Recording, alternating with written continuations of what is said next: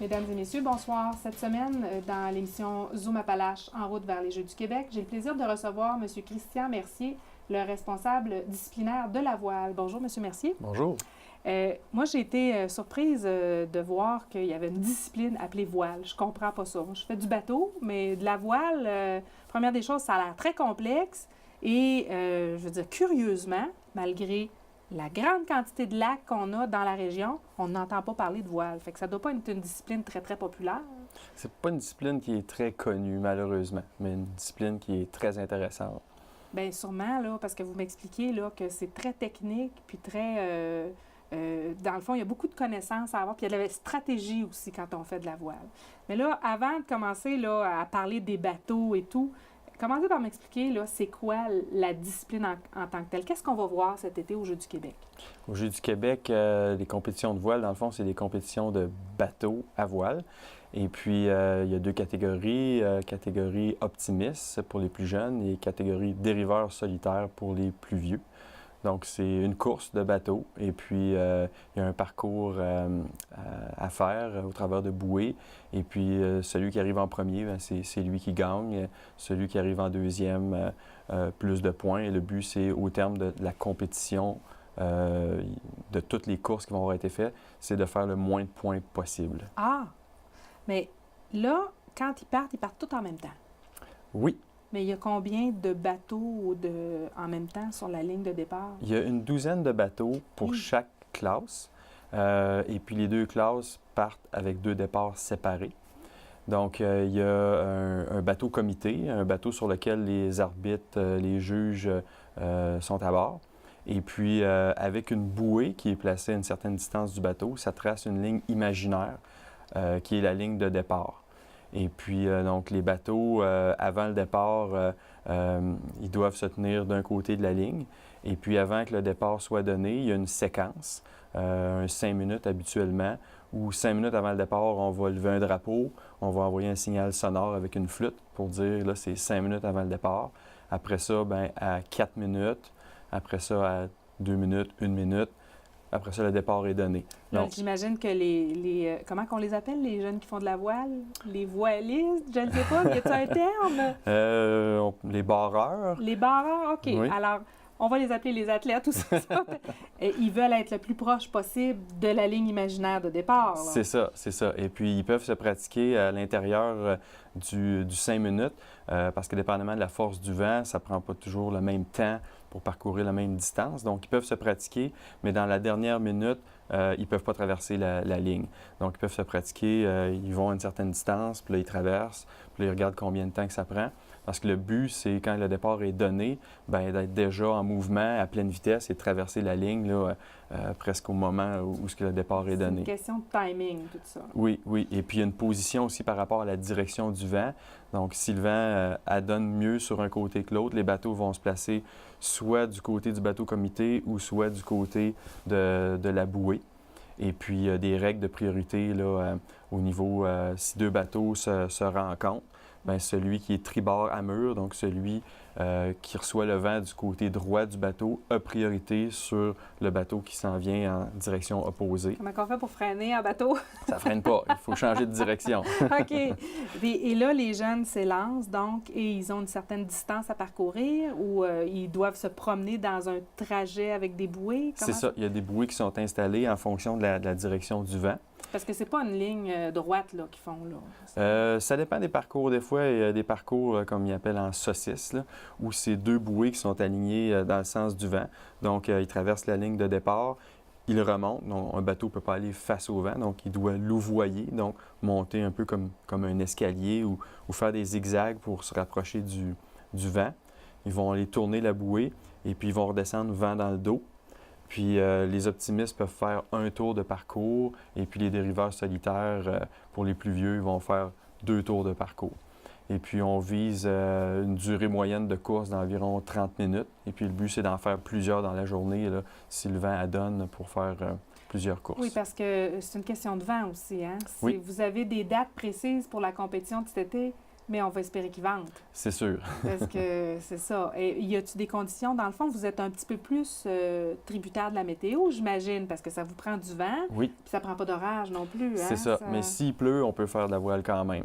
Mais c'est sûr que si on entend un coup de tonnerre, tout le monde retourne au bord et puis on attend au moins une demi-heure après le dernier coup de tonnerre pour reprendre les compétitions. Puis c'est sûr que s'ils vendent beaucoup trop fort aussi, les compétitions n'auront pas lieu. Et puis s'ils vendent pas du tout, les compétitions n'auront pas lieu. Donc ça prend un minimum de vent, mais la pluie ne nous dérange pas.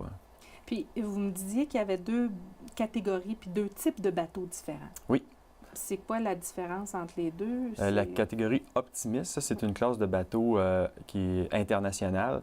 En fait, c'est la classe de bateau où il y a le plus grand nombre de coureurs au monde. Ça, c'est pour les jeunes habituellement de 12 ans et moins qui courent sur des Optimistes. Donc, tous les grands pilotes, tous les grands skippers, pendant leur enfance, ont tous coursé sur des petits Optimistes. Donc ça, c'est un bateau spécialement conçu pour les enfants. Il y a le devant carré et puis une petite voile, donc pratiquement impossible à chavirer. Par contre, s'il y a beaucoup de vent puis il y a beaucoup de vagues, des fois, les vagues entrent dans le bateau, donc ils ont une écope et puis s'il y a trop d'eau, c'est ça. Sinon, ça les ralentit. Donc, c'est un bateau vraiment conçu pour les enfants. Ah. Et puis, la classe pour les plus vieux, qu'on appelle dériveurs solitaires, cette année, ça va être le modèle de bateau Topper, qui ressemble un peu au petit Laser 1. Là. C'est une marque. Aucune idée. Moi, il va falloir que vous m'expliquiez la différence et les caractéristiques de ce bateau-là. Le Laser 1, il est un peu plus long. La coque est pointue. Et puis, la voile est triangulaire, une voile qui est beaucoup plus grande que pour un Optimiste. Mais ce bateau-là, si le barreur ne fait pas attention, ben s'il arrive une rafale de vent, il peut chavirer. Donc, ça arrive souvent en compétition de voir les bateaux qui chavirent, mais ça se ramène quand même rapidement. C'est pas parce que tu as chaviré que tu vas nécessairement perdre ta course. Là. Ah bon? C'est des bateaux qui reviennent droit assez facilement. C'est des dériveurs. Donc, la quille n'est pas lestée. C'est une dérive qui monte et qui descend. Qui monte et qui descend, OK. C'est ça, mais il n'y a pas de poids. Donc, il faut que s'il vente plus fort, ben il faut déplacer le poids de son corps pour garder le bateau, on appelle ça l'assiette du bateau, que le bateau soit le plus horizontal possible pour que la surface de la voile soit à son maximum face au vent. C'est extrêmement technique et curieusement, vous me disiez que, en fait, le club de voile de la région de Thetford a eu une belle, après les Jeux de 2003, dans le fond, vous avez eu jusqu'à 2012, vous avez réussi à présenter des jeunes à chaque année aux Jeux du Québec. Oui. Et à partir de 2012, malheureusement, ça n'a pas été possible parce que la Fédération de voile du Québec exigeait un entraîneur avec diverses qualifications. Bref, on s'en est parlé, c'était très dommage, mais pendant plusieurs années, il y a eu des jeunes qui se sont présentés aux Jeux du Québec. Oui. Et vous me disiez là, tout à l'heure, là, qu'entre 8 et 14 ans, là, un petit camp de jour d'une semaine de voile, puis il était pas mal parti. Mais ça m'a l'air très technique parce que vous me parliez des différents types de cordes, etc. Comment est-ce qu'on fait ça, apprendre ça, la voile, là? Une semaine, puis vous me dites que je serais prête à partir toute seule. Là. Oui. C'est ça, on organise un camp de jour de voile cette année qui va avoir lieu la semaine du 25 juin. Et puis, c'est un camp d'initiation à la voile. Et le vendredi après-midi, on va tenir une régate qui va servir à sélectionner les jeunes là, de Chaudière-Appalaches qui vont pouvoir participer à la finale provinciale des Jeux du Québec qui va avoir lieu du 1er au 4 août. Nous, on est dans le 2e bloc. Parce que vous me disiez que, en fait, on est dans la région des lacs. Donc, on devrait avoir des jeunes, tu sais, d'ici. C'est ce qu'on vise. Bien, c'est ça. Mais c'est pas un sport qui se pratique énormément dans la région de Chaudière-Appalaches, là. Non. On devrait être une gang ici, puis c'est pas le cas. Oui, la voile était beaucoup plus populaire dans les années 70-80. Le club de voile de la région de Thetford était très actif dans ces années-là. Après, bon, il y a eu une diminution. L'intérêt pour la voile, c'est pas juste dans la région ici, c'est un peu partout, a diminué. Et puis, c'est ça, quand on a eu les Jeux du Québec en 2003, on trouvait ça vraiment déplorable qu'il n'y ait aucun jeune de Chaudière-Appalaches et aucun jeune de Thetford qui ait participé aux Jeux qui étaient chez nous. Mm-hmm. Donc, suite à ça, on a réactivé le club et puis on a offert des camps de jour de voile. Et puis, on a amené des jeunes là, aux Jeux du Québec, là, après ça jusqu'en 2012. Et l'an dernier, comme on veut avoir des Jeux du Québec, bien, on sait on va avoir les Jeux du Québec, comme on veut avoir des jeunes de Chaudière-Appalaches et idéalement de la région de Thetford aussi, on a organisé un camp de jour avec la Fédération de voile du Québec qui ont le programme Voile mobile. Et puis eux, c'est un clé en main. Ils arrivent avec une remorque, avec des beaux bateaux neufs. Des entraîneurs. Des entraîneurs. Et puis, ils se déplacent là, partout au Québec. Et puis, l'an dernier, c'était à la fin de l'été. On avait une semaine de camp. Les jeunes avaient vraiment aimé ça. Et puis, on avait tenu une compétition vendredi après-midi. Il fallait tenir une compétition dans l'année précédant les Jeux pour pouvoir présenter des jeunes aux Jeux du Québec cette année. Exactement. Donc, les Jeux du Québec, la finale provinciale, ça revient à tous les 2 ans. Mais l'année entre chaque finale provinciale, il faut tenir ce qu'on appelle les Jeux du Québec régionaux ou une finale régionale. Et puis, cette finale-là permet de qualifier la région pour la finale provinciale là, qui a lieu comme cette année, là.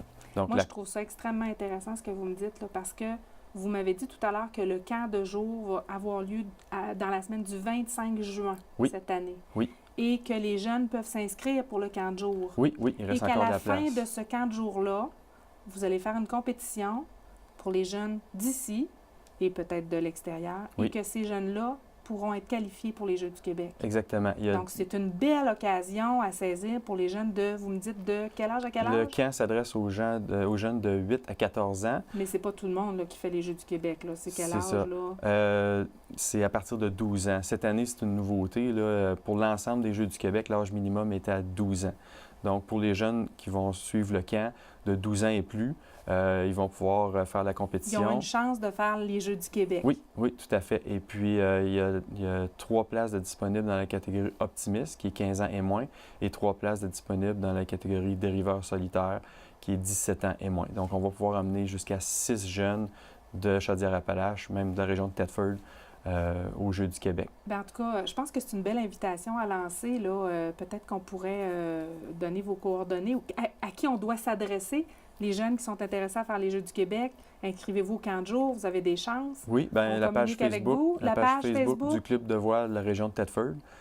Aussi, la page Facebook de l'organisation des Jeux du Québec, la 53e finale.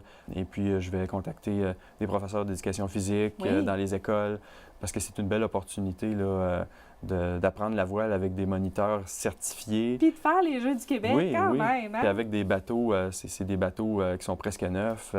Donc, c'est vraiment une belle opportunité. Bien, Monsieur Mercier, c'est tout le temps qu'on avait. Je vous avais dit que ça allait aller vite. Hein? Alors, merci beaucoup de votre présence. Et puis, ça paraît fort intéressant. On va suivre ça avec attention, la voile aux Jeux du Québec. Là-dessus, mesdames et messieurs, je vous souhaite une bonne semaine.